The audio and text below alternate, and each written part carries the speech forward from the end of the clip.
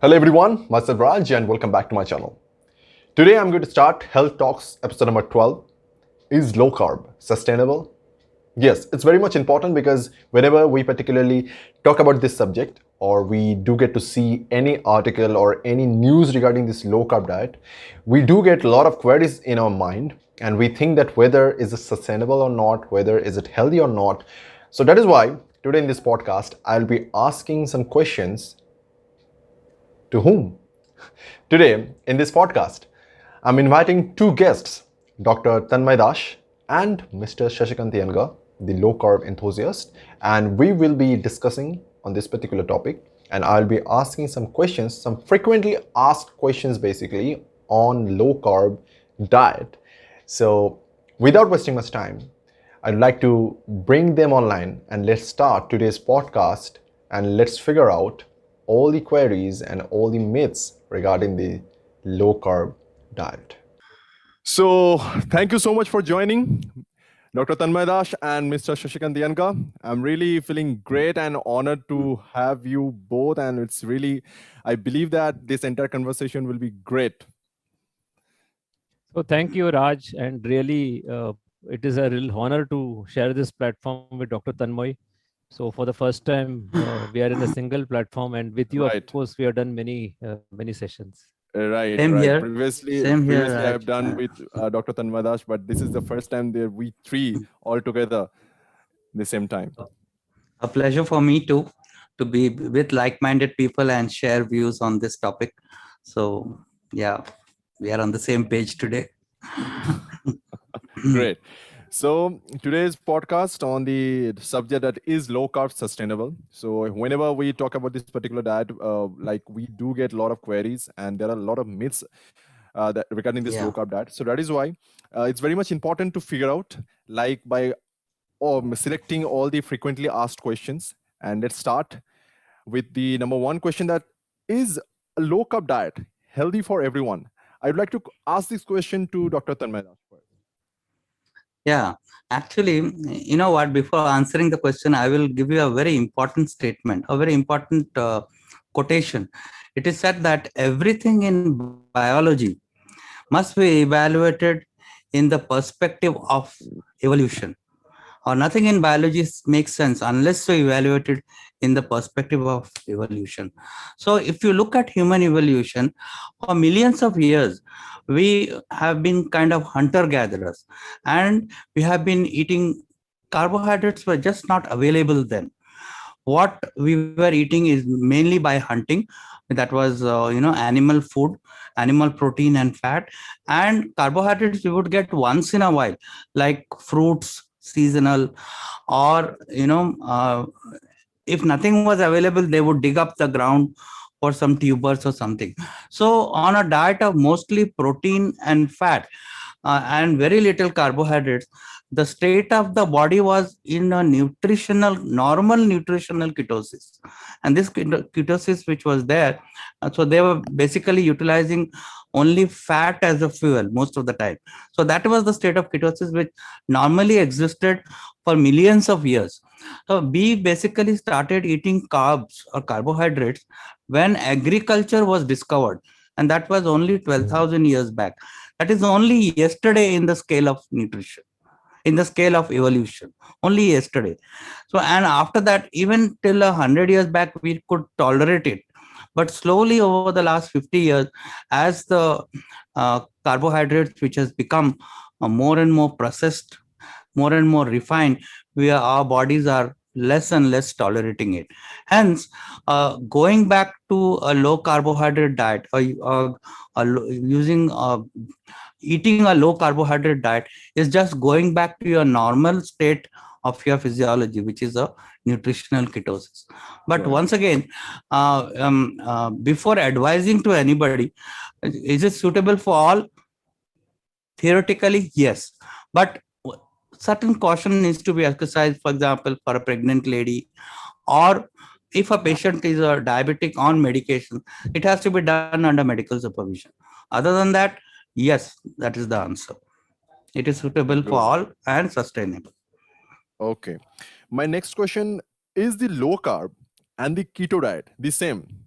What do you think, Mr. Shashikant Yenga? See, there are in this spectrum of low carbohydrate diet, there are various diets which you can do. The one with the lower carbohydrate is called ketogenic diet, where the carbohydrate gross or net carbohydrate could be around 20 to 30 gram, and some can tolerate even up to 50 slightly, depending upon the metabolic state. And then we have, we can say broadly termed as LCHF, low carbohydrate, high fat, where it can go up to 100 or even 120. So this is how the range is.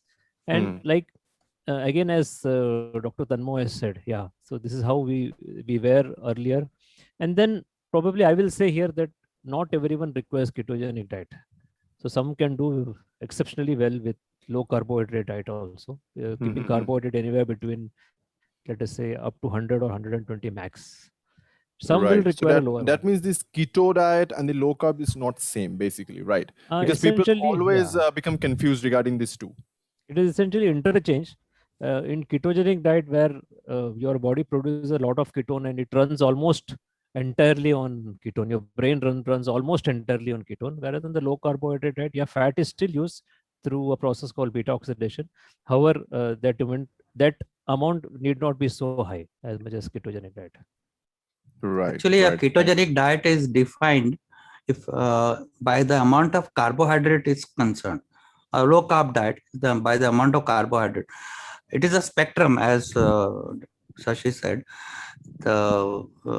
When it becomes very low carb, it becomes a ketogenic diet. Then the body is True. using only ketones as a fuel.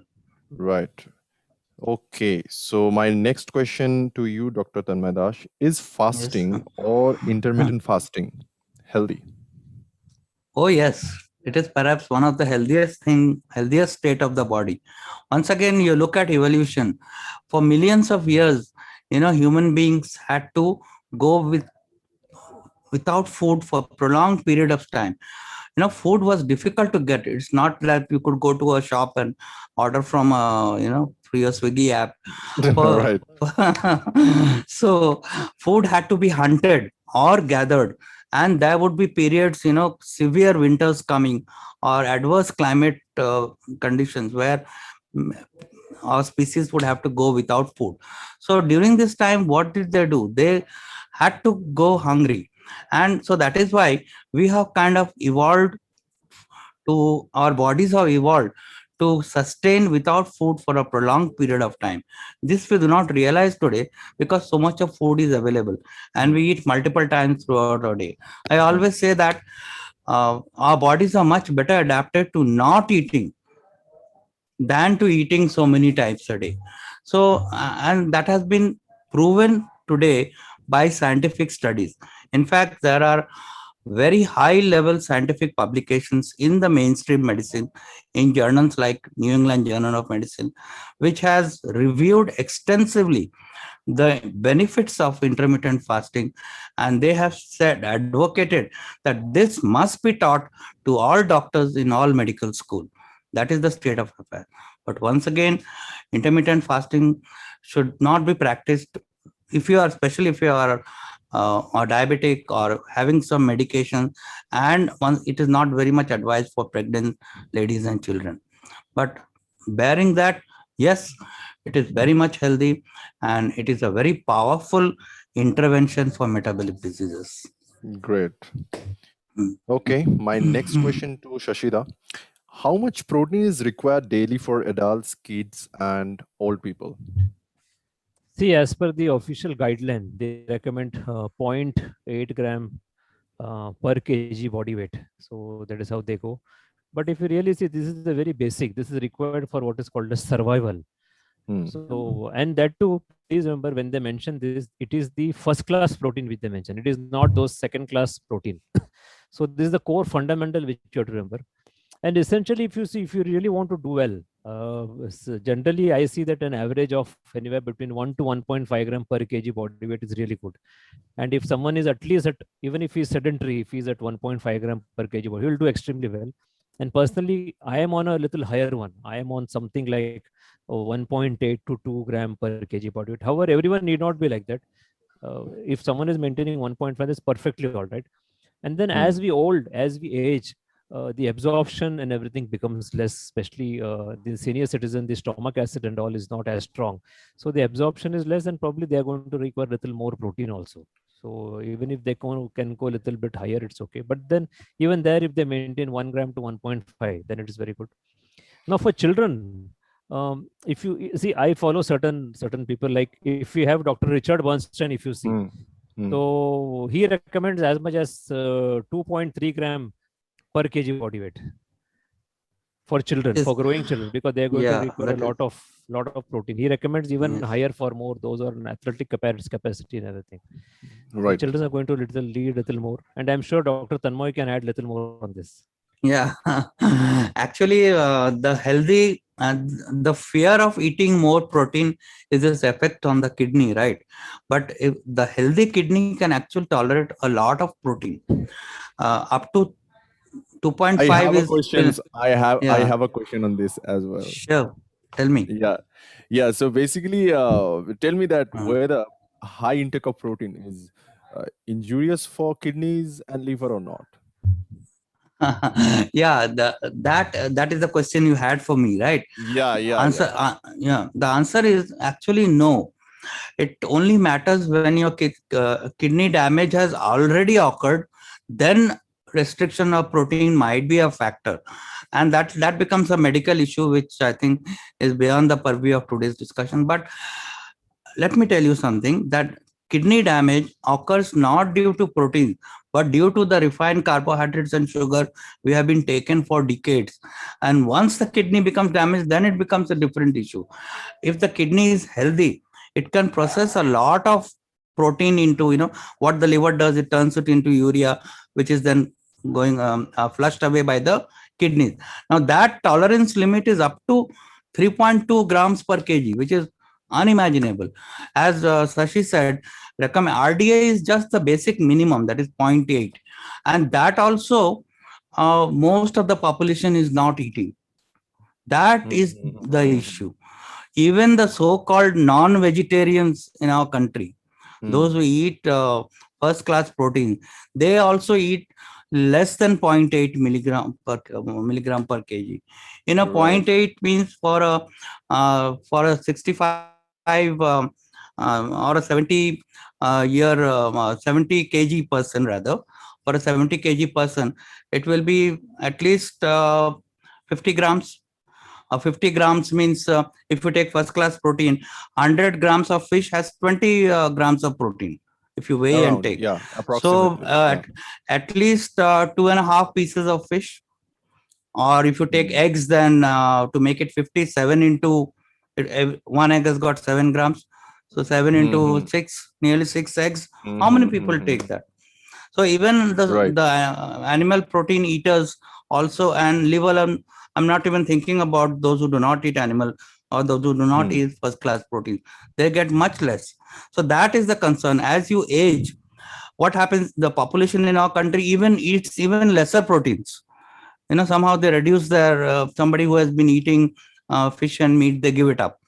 So as a result, the elderly population becomes, and the protein requirements goes up, and their eating or their intake comes down.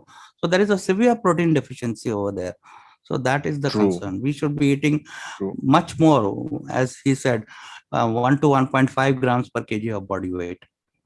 So now my next question comes to Shashida. Basically, I know that Shashida, you are a vegetarian, but still, tell me which one is better, animal-based or plant-based protein? See, the first class protein is there only in animal-based protein. So when I say animal-based protein, for non-vegetarian, the world is open; they can have anything. Right. But for vegetarians, we have animal source protein, yes, and that is from dairy. So we can go ahead and have paneer, we can go ahead and have dahi or curds or yogurt, what you call. We can just go ahead and have them, and it's available, and it's first class. And then coming back to the earlier question which we are discussing, in fact, the studies have shown that Indians just consume on an average less than 30 gram totally in a day. So which is one of the poorest intake. And if you really see certain studies, they will show that the average consumption of egg is not even 1 per capita. It is not even 1. It is so poor, and it is one of the cheapest source of protein, just around 5 to 6 Yeah. rupees per piece, which you are Yeah. getting the ordinary And eggs. people eat also that also without the yolk part. Basically. Yeah, so they use That is another the 2 tragedy. grams. They use another 2 grams on this. So Yeah. animal proteins, yes, and there are a lot of people, vegetarians, who take eggs. So go ahead and take as many eggs you want. So it's absolutely okay. I take 6 Great. to 8 eggs per day. So that's how it is. Great. I have a question regarding that as well. I will be coming on that. But before Yeah. that, Yeah. I have a question regarding the people, those who are actually, suffering through hypertension and as well diabetes. For them, is this low carb, high protein, and high fat diet suitable? What do you think, Dr. Dhanmadash? Very much suitable. Not only it is suitable, it can be used therapeutically, means it can be used to reverse type 2 diabetes and hypertension. Because the entire concept, which is becoming based on scientific papers, is becoming a very established concept, which is known as therapeutic carbohydrate reduction, TCR for short. Now, this is will come to the textbooks sooner or later, but today all the publications, a lot of publications have shown that type 2 diabetes can be put into remission by lowering the carbohydrates, and medications are not necessary. Now, this has already come to the American Diabetic Association guidelines from 2019 and 2019 and 2020. Even 2021 guidelines have mentioned, and now their language has also changed. Instead of openly saying, previously they used to say that type 2 diabetes is a chronic progressive disease, and you have to take one medicine, then two medicines, and then insulin, and that is how it goes. But now their language has changed. Now they are saying, for somebody having diabetes, and if you want to live a life without medications, a low carb or a very low carb diet is a viable option. This is from the American Diabetic Association guidelines, which we all the doctors in our country follow. So there is no reason not to advocate a low carbohydrate diet for type 2 diabetes. And not only does it put it into remission, adopting this kind of diet can keep you drug free throughout your life. Isn't that wonderful? Great. And so Great. similarly, it can used to reverse hypertension, because both are related to the same mechanism. Great. So, Great. yes. Great. So, Raj, so to add to what Dr. Tanmoy said, so yeah, no doubt, 2019, the consensus statement between American Diabetic Association and EASD, they have clearly mentioned that this can be used. Subsequently, in 2020, even Diabetes Canada, they have gone one step ahead. In fact, they recommend LCD, low CHO and very low CHO diet for even type 1. So they have gone one step ahead. Yeah, I didn't mention that. Yes. So, and type 1, they can go on very low on insulin doses. I mean, so that's how they mention. And even Diabetes Australia, in their guidelines, they also have a low carb recommendation. However, the caveat there is they say use it for 6 months. But however, that is okay. I mean, we have seen that they at least recommend this. And one more point I want to make is Obesity Medicine Association, USA, in one of their guidelines, they have clearly mentioned ketogenic diet, Atkins type diet, low carbohydrate diet, low calorie, low carbohydrate diet as an option even for obesity. It is there clearly in their guideline, each and every. When last few years it has been there. So as far as I know, these are the world's 4 big bodies who are actually supporting low carbohydrate diet. Great. But the problem, where is the problem? The problem is not in the guidelines. The problem is in the implementation and in the ground level. I'll give you a very good example. The American Heart Association and the USDA, long back as 2015, have clearly mentioned that cholesterol is no longer a nutrient of concern. That means cholesterol does not cause heart disease. But it has been 6 years, but has it translated into the practice? How many doctors will tell their patient that cholesterol is not the cause of heart disease, so you need not fear the yellow of the eggs? No, Exactly. there is this. Let me differ slightly on the what they have mentioned is very clearly USD in 2015 is dietary cholesterol Yeah, has dietary. no significant impact on serum cholesterol. That's what they said. So the capping on Mm. whatever dietary cholesterol you can have is just removed. It's not there. But however, we Yeah. still fear dietary cholesterol. We'll still say don't take ghee, don't take eggs because of high Mhm. cholesterol. So this is I how have it a question. I have a question for you, Shashida, regarding this. Does fat make us fat? It's like this butter, ghee, coconut oil, cheese. Just yeah. clear this out in a simple way. So Raj, my way of seeing this is first of all, Mm. I will see this as energy. See, carbohydrate and fat, they are both energy. They will be either utilized as energy or they will be stored. Now, Mm. fat can be directly that can be directly used or directly stored. Mm. Carbohydrate, what we do not know is can be used for energy, and most of it will be actually stored in your body through a mechanism called de novo lipogenesis, which happens in the liver. Now, Right. technically, if you say if a person is having excess carbohydrate and excess fat together, Mm. the Mm. some of the Indian snacks, kachori, samosa, and all. Sweet So it is fat, going to. basically. So Yeah. it's both refined carbohydrate and fat, and that's going to add up as fat. However, when people follow low carbohydrate diet, where the carbohydrate is reduced, and then people switch on to utilizing fat as a source of fuel, then tenderly we see that we are going to lose weight. So that's how. So this has to be viewed in a very different way. We cannot just say that carbohydrate causes fat gain, or we cannot even say that fat does not cause weight gain. I see it in a totally Mm-hmm. different way. It's a matter Mm. of energy, how much energy you are Mm. consuming. So that's Mm. how it is. But then what we are seeing is people on a low fat diet who consume excess carbohydrate, they just become insulin resistant, and they just put on weight. So that's how it is. True. It's a sort of energy, total energy balance which you need to have. True. True. True.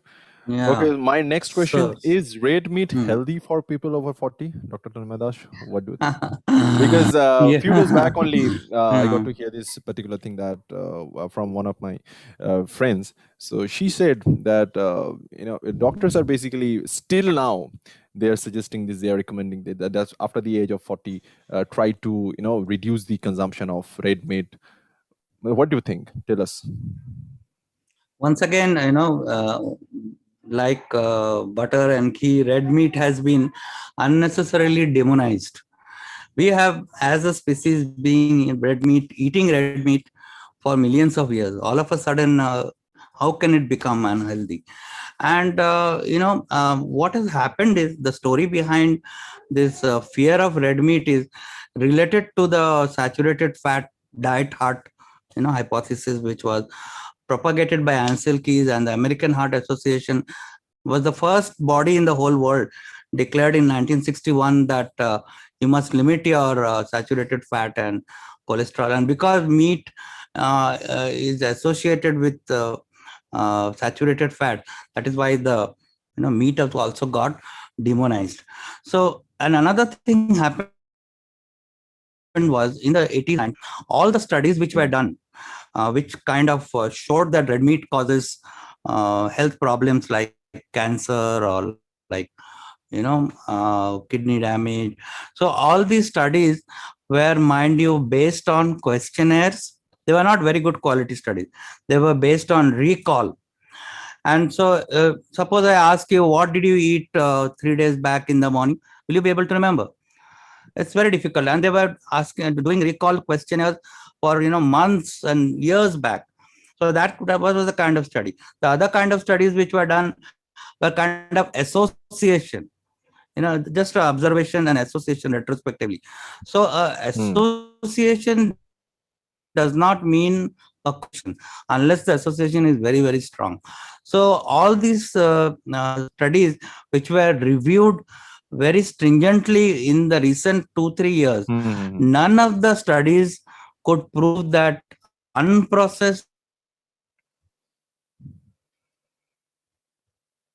fact. There are these studies unprocessed can can cook and eat, that not the processed ones. Still the jury is still out on that. The unprocessed red meat is not only healthy, it is a superfood. Yes. So Great. it is Great. not nothing to fear about red meat. Shashida, You want to add, Sachin? your Yeah, mic is, sorry. Yeah, I was yeah. on mute. Yeah. So if you see Mhm. these studies, there is something what we need Hmm. to see is the hazard ratio and p-value.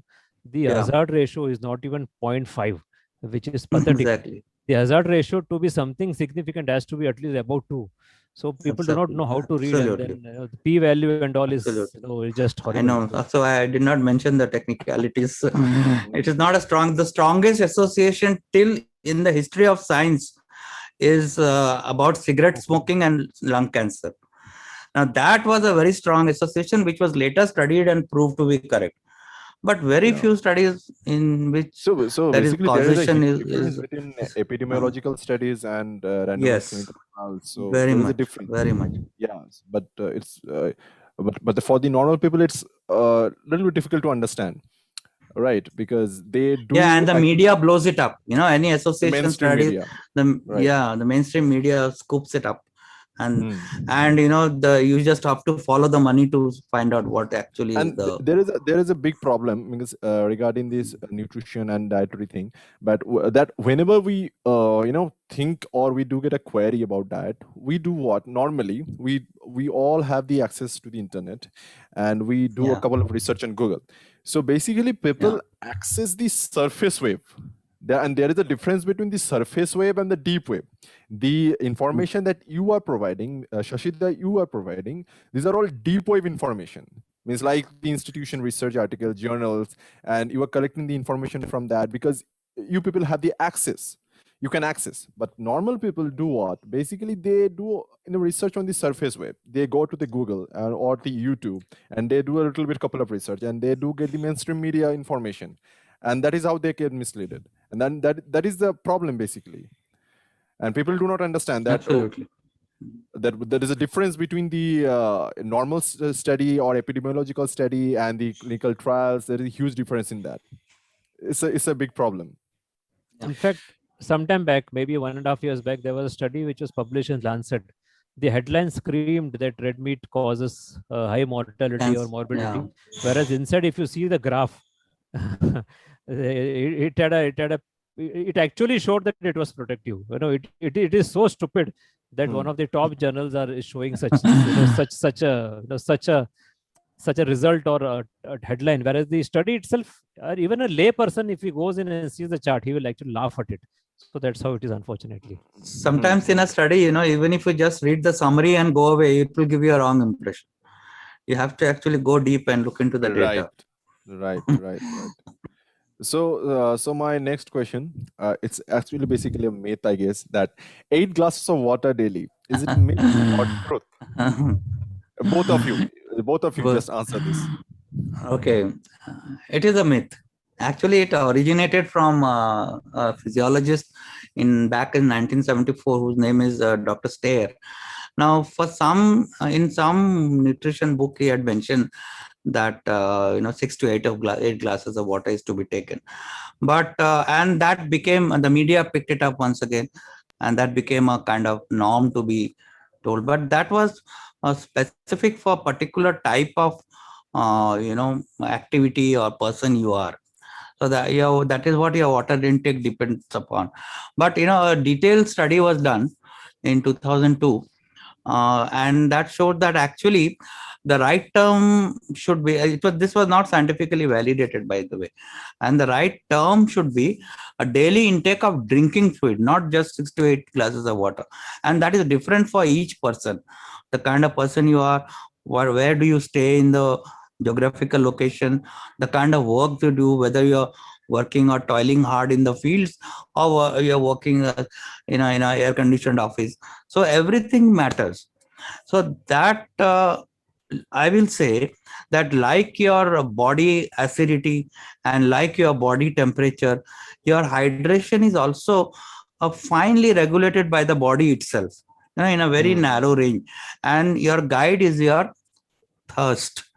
So if you are normal and healthy, most people would feel, that is a myth to think that feeling thirsty is too late. No, your thirst will guide you how much water to drink.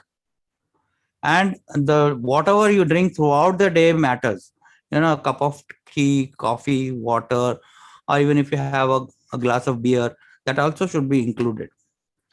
So I think nutrition is go by 30 ml per kg, or 6 to 8 glasses, roughly 2 liters. But that is a myth. Your body will tell you how much to drink. It's basically If you relative. have, There is no thumb rule that you yeah, have to intake this no, much no, of no, water no. daily. The people think that you have to take, and they take excess of water, and so that becomes a problem.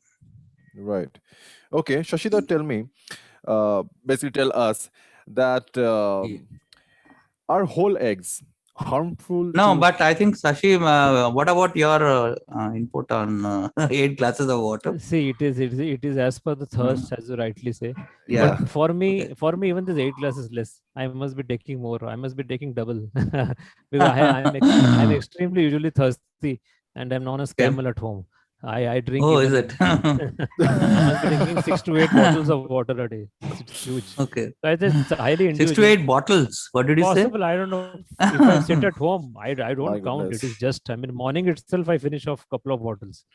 Each bottle is 1 liter. So it's totally individual. Oh, Now So yeah. people will think what to my do. family members The don't drink so viewers will much. think what to do now. So that is totally individual, as I say. It's totally It's individual. relative. Yeah. Yeah.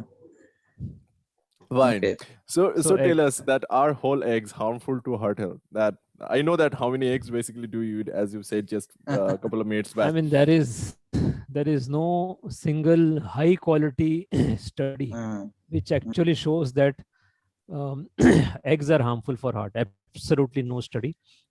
In fact, the core of the egg actually contains all the vitamins, A, D, A, B, D, E, K, except C. It contains everything. And there are a lot of association study which will show that, all sort of nonsense it will show. But as I told, there is not a single high quality study, or there are a lot of studies which actually show that it is beneficial. Now, there are a lot of studies which also shows that people who consume egg, their LDL, it is possible that their LDL may slightly go up. But if you really analyze it properly, what you'll find is the benign, the large fluffy LDL goes up, and the small dense actually comes down. But however, first of all, we don't know about this the subclasses of LDL, These are and we parts of don't the Yeah. we don't we LDL don't and measure HDL. Right, also. right, The right. same thing actually goes for its counterpart, that is coconut oil also. People will say everything it raises LDL, but if you really analyze, you'll see that it increases large fluffy beneficial LDL and reduces small dense LDL. So that's how it is. So we need to know the difference. Actually, Deep, I would basically say deep. that this is the last bastion of cardiologists to hang on to LDL. Otherwise, there is nothing left. Because all the papers are showing that the saturated fat does not cause heart disease. So only thing left is LDL. And I have a thing or two to say about LDL. LDL is important only in your body milieu. If you are insulin resistant, your insulin levels are high, that is when the small dense LDL causes damage to the intima of the artery. Otherwise, if you are insulin sensitive with a low carb diet, then even that small dense LDL will not cause damage. Again, the It will main go in and important come thing is out. the insulin, whether you're abusing it or Yes. not, with the high carbohydrate intake Yes. at the end. Yes. So Right. insulin Yes. That resistance is is also indicated by the other parameters in the lipid panel, like triglyceride and yeah. HDL. So triglyceride Yes. high, Yes. HDL low, itself Yes. shows the presence of small dense LDL, which is called as the atherogenic lipids, and then it also shows the presence of insulin resistance. Right. True. So, doctor, you tell me that how many eggs are safe to in a day? Basically, we are talking about egg only. So, if somebody wants to Yeah. have, how many eggs are safe? Because a lot of people say that eating of eggs means like 6 or more than 7. It causes that stomach ache or something like indigestion. A lot of people have this kind of myths. So clear this out. There is no upper limit, I would say. You listen to your body. Eggs are full of fat and protein. So your satiety will tell you how much to stop. 6, 8. I have been eating 6 eggs a day for a very long time. So it depends. As long as you do not exceed your protein breaking capacity of the liver, I would say, amino acid flushing capacity. So you can eat 6 eggs, 7 eggs, or even 8 to 10 eggs a day. There is a clinical report of somewhere in Southeast Asia. This chap ate nearly 28 or 30 eggs a day for years, and he didn't have any problems, when the doctors examined him. So eggs are not only nutritious, they are full of essential nutrients.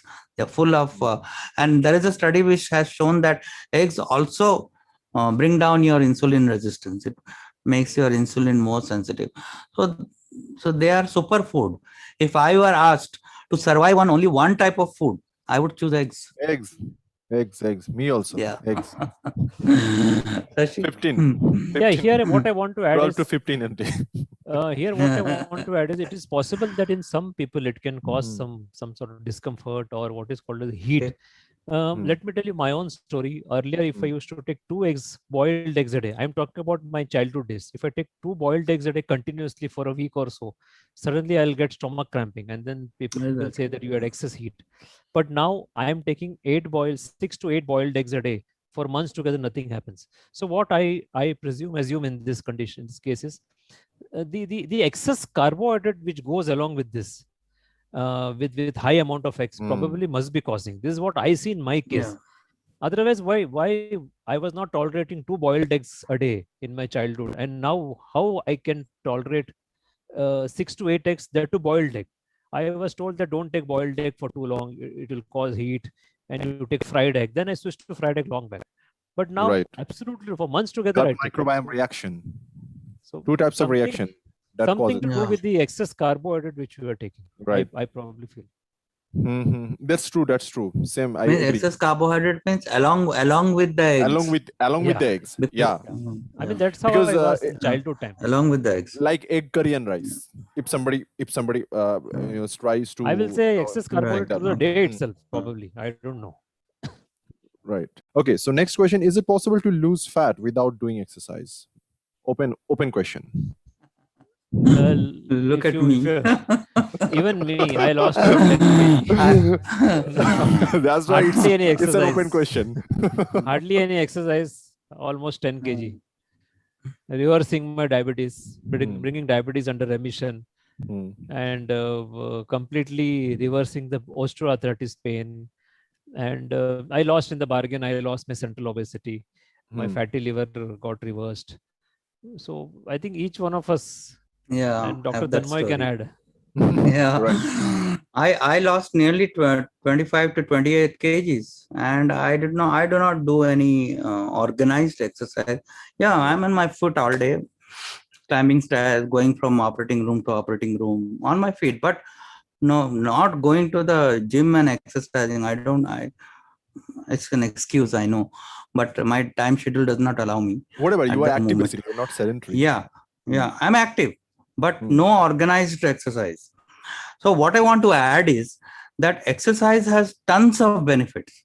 You can just list them 1, 2, 3, 4, 5, 6. But weight loss is not one of them. Unless you get your diet right, you cannot outrun or out exercise a wrong diet, a wrong nutrition. So that is what is important to remember. True. Okay.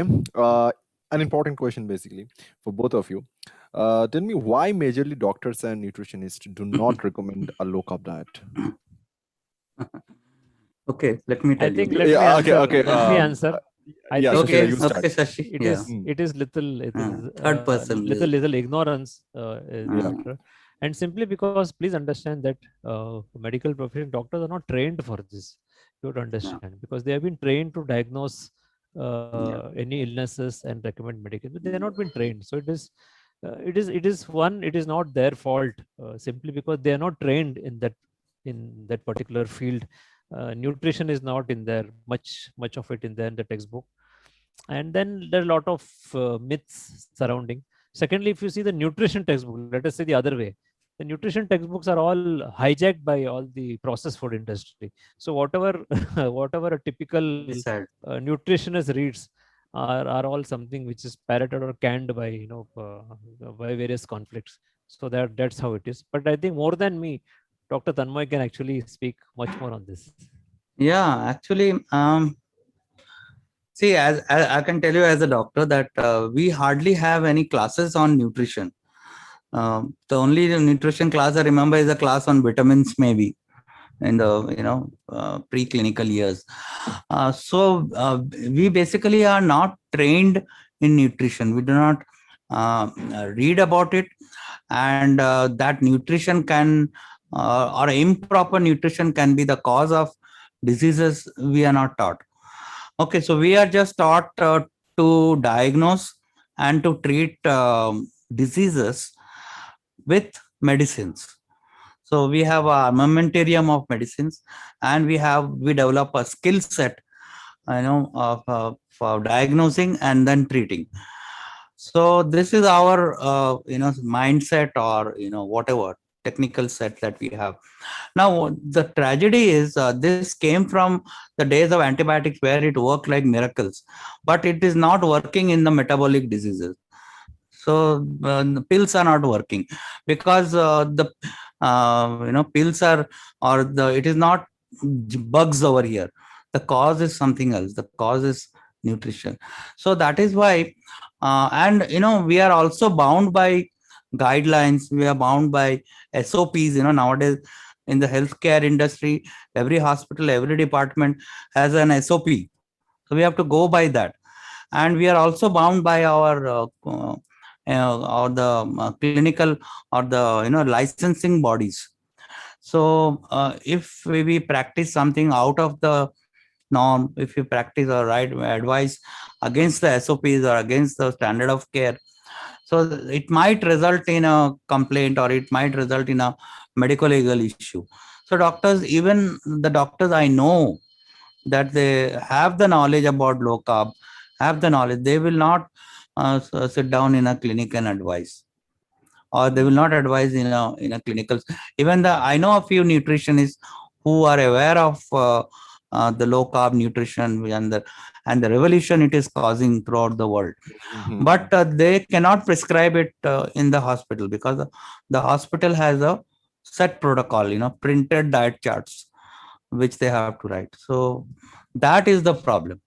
And even if the guidelines come, I don't see it being implemented very quickly. So as I said, implementation is very, very slow. So it is only by these platforms that we have to spread the knowledge. Otherwise, millions of people are going to suffer unnecessarily. So Great, very informative. Because hardly people understand this fact, because they ask this, that why not all the doctors are actually prescribing this or talking about this particular thing, because maximum of them do not talk about low carb diet. They do not promote this, they do not advocate this, and there is a problem in this, because that is why they actually do not understand, and a little bit of confusion happens. yeah, so that becomes an issue, because we are not trained to advise nutrition as a therapy. The science is still very, very new. But great. Well, all the questions are right now cleared. Yeah, Yes, Raj, one final, and one, Yeah. one sure. final Shashi. thing from me. Yeah, sure. The very topic remains unanswered, whether it is sustainable or not. So I am here for 5.5 years, and the doctor will tell you how many years he's following this. So I am following this. I am very comfortable for 5.5 years. For me, it is sustainable till now, and it is going to be sustainable even in future. So Dr. Tanmoy can add on sustainability. Yes, it is very much sustainable. I have been doing it for a decade now. 2011 I started. It's been 10 years. It is a way of life. And this is, as I said, answering my first question, this is the norm. What people are eating today is not the normal thing. It has become abnormal so slowly that we have not realized it. So it is a part, it is going back to the normal. So this is the way of life, and it is sustainable. Yes, very much. Yeah. Actually, Miss, I've been following this for 3.5 years. Almost it is about to happen in 4 years, and it's completely fine for me as well. I do strength training. I lift weights, but completely fine for me. Yeah. Yeah. Anyway, Not only it gives you a lot of more energy, and definitely. you are you It remain enhances active the throughout the cognitive day. function. It enhances the Yes, mood. It keeps the yes, overall hormones in balance in proper, stable way all the time. You do not feel that sluggishness in the absolutely, in the absolutely. days. Your mind is focused Yeah, throughout the day, and it's a wonderful feeling. You right. have to practice it to realize. And Mhm. for viewers, if you have any questions, you can always put them in the Definitely, comment section comments box. box, and we will Yeah, answer it definitely. yeah, definitely. Yeah, So I believe that in future we'll be having again this kind of conversation, this kind of podcast, because definitely, really definitely. I have enjoyed it. Shashida, what do you Me think? too. Thank Yes, you. very Thanks. much, Thanks, Raj. Really a very much much. needed session. After a Yes. long time, yes. Me too. Okay, fine. Yeah, So thank you so much for joining. Really, it was my really a pleasure. great session, both of you. Well, I must say it was a superb conversation. Really, it was really deep, and I really loved this. And I believe that you people have really loved this too. If I'm not wrong, then do not forget to hit the like button. Subscribe this channel if you haven't.